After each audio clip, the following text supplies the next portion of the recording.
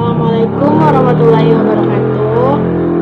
Perkenalkan, saya Nadia Fadilatul Husna, mahasiswi bimbingan konseling Islam di Universitas Islam Negeri Sultan Syarif Qasim Riau. Di sini saya akan menjelaskan bagaimana dampak COVID-19 ini di lingkungan masyarakat kecil. Ketahui bersama bahwa COVID-19 ini atau coronavirus menyerang saluran pernafasan, di mana gejalanya tidak langsung didampakkan pada hari itu juga, melainkan 14 hari mendatang. Jadi untuk meminimalisirnya apakah kita terkena virus ini atau tidak itu cukup berat, dimana kita harus menunggu 14 hari dulu. Bahwa virus COVID-19 ini sudah ada pada bulan Desember 2019 dan memasuki Indonesia sekitaran bulan Maret 2020. Dan setelah adanya COVID-19 ini, masyarakat disuruh di rumah aja, dan pasti COVID-19 ini berdampak besar untuk rakyat kecil yang ada di kabupaten, kayak desa, kayak kampung. Pasti dampak dari coronavirus ini sangat besar, bukan? Nah, di sini saya sudah mewawancarai salah satu masyarakat yang terdampak oleh coronavirus atau COVID-19 ini. Dia yaitu pengurus Masjid Al-Hidayah yang ada di Pasar Tanikat di Patamuan. Sebelumnya saya minta maaf dikarenakan dalam kemarin saya mewawancarai, saya kekurangan kameramen untuk memvideonya, jadi saya saja yang menjadi kameramen, yang saya sorot hanya narasumbernya saja. Baiklah, di sini saya sudah selaku pengurus Masjid Al-Hidayah yang berada di Pasar Tanikat. Saya ingin mengajukan beberapa pertanyaan, Bapak. Seperti yang kita tahu, coronavirus atau COVID-19 telah merajalela di seluruh Indonesia. Bagaimana pendapat Bapak terhadap COVID-19 atau coronavirus yang terjadi pada saat sekarang ini? Ya, terima kasih. Assalamualaikum warahmatullahi wabarakatuh. Baik, Corona COVID-19 mungkin barangkali apa yang dikatakan oleh adik tadi sudah merajalela di seluruh Indonesia, bahkan di luar negeri. Jadi mungkin barangkali di sini memang untuk dampak negatif untuk COVID-19 ini belum nyata benar. Mengenai coronavirus ini kan disuruh di rumah aja oleh pemerintah, Pak. Iya. Terus adakah perubahan terhadap kehidupan Bapak sehari-hari dengan adanya coronavirus ini? Ya, kalau untuk perubahan kita sehari-hari, mungkin barangkali anak-anak kan disuruh di rumah, ibunya disuruh di rumah. Barangkali kita yang bapak-bapak ini tentu tidak bisa di rumah terus. Jadi makanya kalau kita keluar harus pakai masker, kemudian kita jaga jarak, kemudian kita cuci tangan. Nah, itu tadi yang Bapak jelaskan tentang coronavirus dan dengan di rumah aja.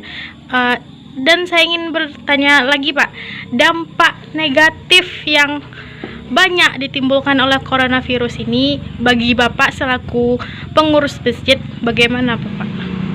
Banyak sekali. Terutama yang pertama adalah masalah jamaah kita.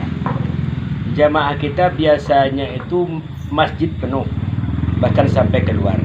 Tapi karena adanya dampak dari COVID-19 ini, sehingganya masjid ini sepi. Cuma hanya 2 saf yang penuh. Jadi ada sepi, agak sepi sedikit, masjidnya tidak ramai dan sebagainya. Jadi makanya kita tetap seperti uang saja yang dapat selama bulan Ramadan ini di masjid kita itu ada sekitar 2.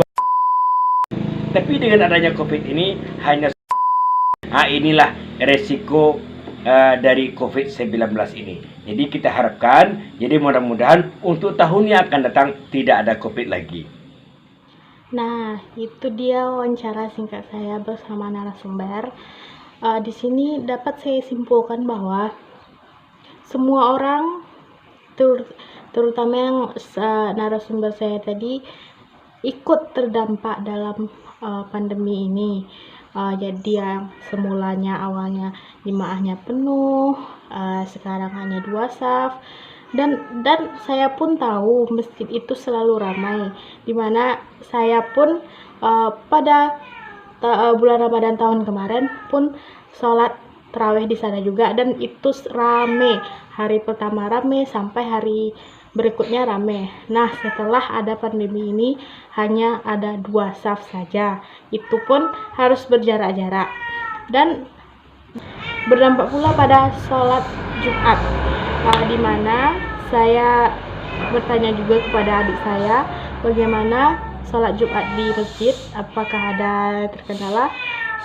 Di mereka sholat masjid itu berjarak-jarak, ini 1, 0, 1. Nah, seperti itu, tidak ada yang rapat.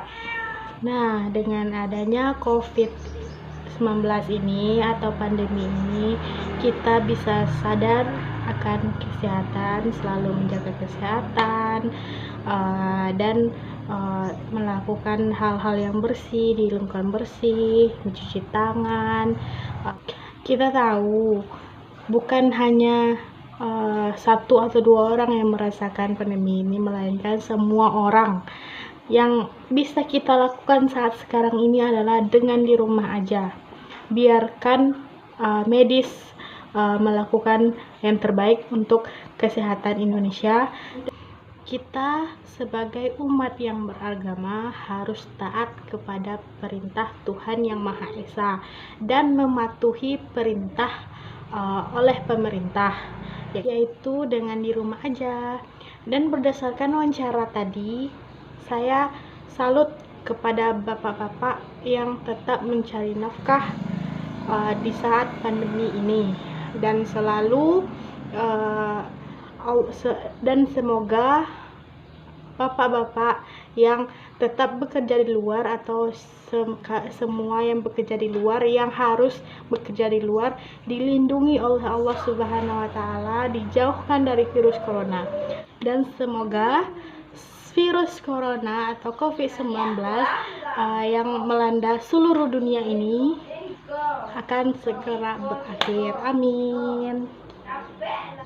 Sekian, itulah pendapat saya terhadap kesimpulan yang saya dapatkan dari narasumber. Assalamualaikum warahmatullahi wabarakatuh.